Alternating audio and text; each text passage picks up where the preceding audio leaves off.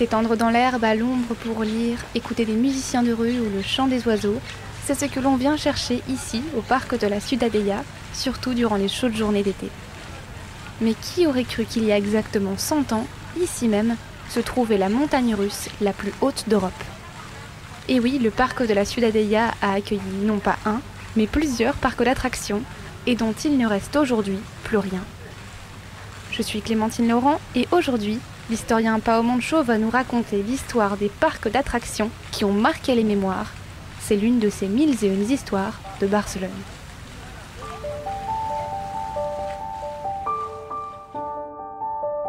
Les 1001 histoires de Barcelone, un podcast Equinox Radio.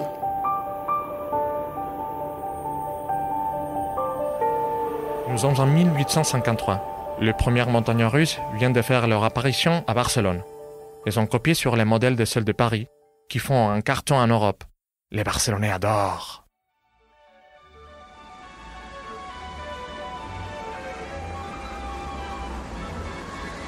C'est le tout premier parc d'attractions à Barcelone.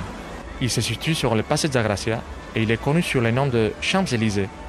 Si vous vouliez aller vous y amuser, il fallait payer l'entrée, non seulement pour accéder au parc, mais aussi pour monter dans les attractions.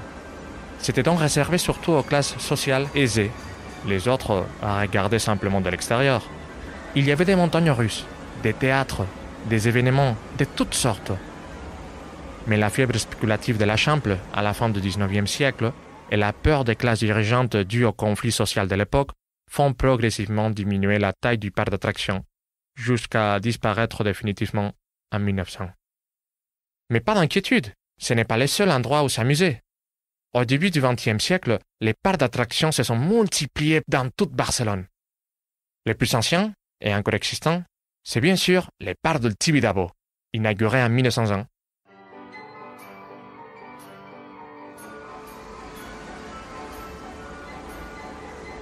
Au début, seul le funiculaire est construit, mais c'est à lui seul une attraction pour grimper au sommet de la montagne. Fait intéressant, il a été réouvert il y a quelques mois, ce qui en fait à nouveau une attraction.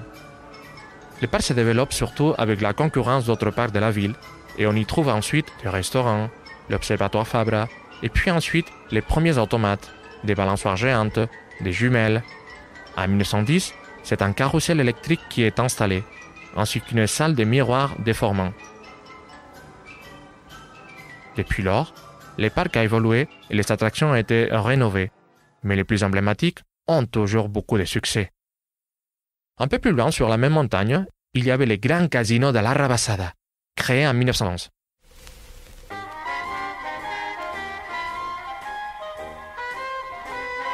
À l'intérieur, on y trouvait des salles de jeux, mais aussi des montagnes russes, des restaurants, des maisons de santé, des pistes de danse, des terrains du sport et un grand hôtel.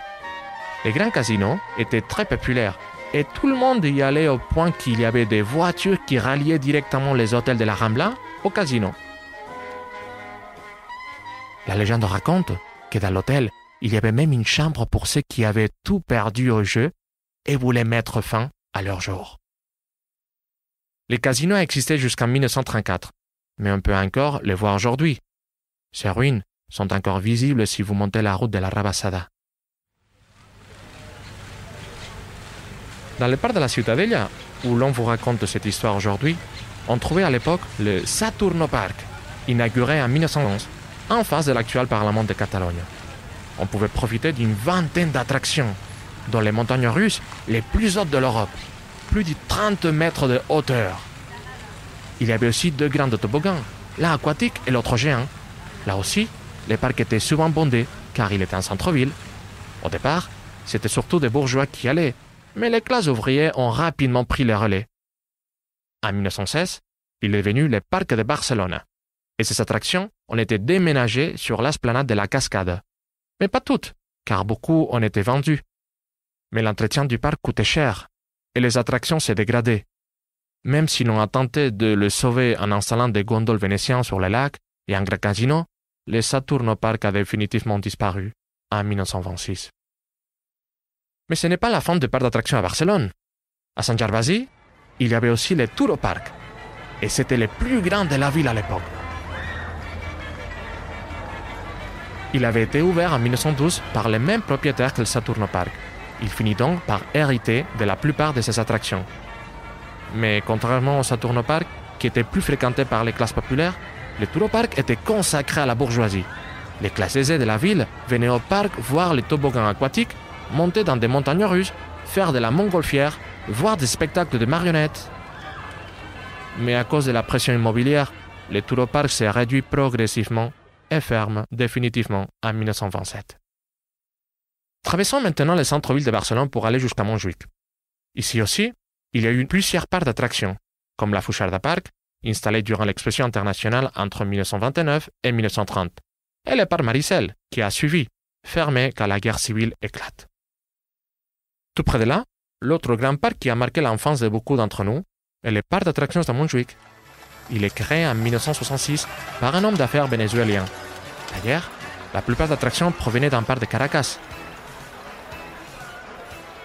Il a survécu jusqu'en 1998, achevé par un accident qui survient dans le parc, la naissance de PortAventura et le développement du Tibidabo.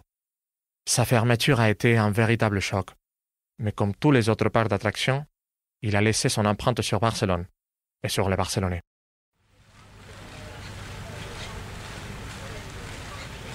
Aujourd'hui, si le parc de la Ciutadella a perdu toutes ses attractions, on va toujours s'amuser au Tibidabo. C'est l'un des parcs d'attractions les plus vieux au monde et pourtant, il reste une référence ici. Une preuve que Barcelone n'a pas oublié les parcs qui ont marqué son histoire.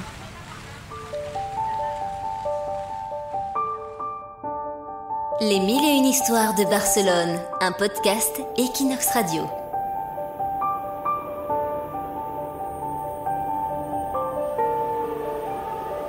C'était l'une des 1001 histoires de Barcelone, un podcast produit par Clémentine Laurent pour Equinox et présenté par Pau Moncho, historien et guide de passejant per Barcelone. Écoutez-nous sur Equinox rubrique podcast, sur Spotify, Apple Podcasts et toutes les plateformes. N'hésitez pas à partager cet épisode et rendez-vous dans 2 semaines pour écouter une nouvelle histoire de Barcelone.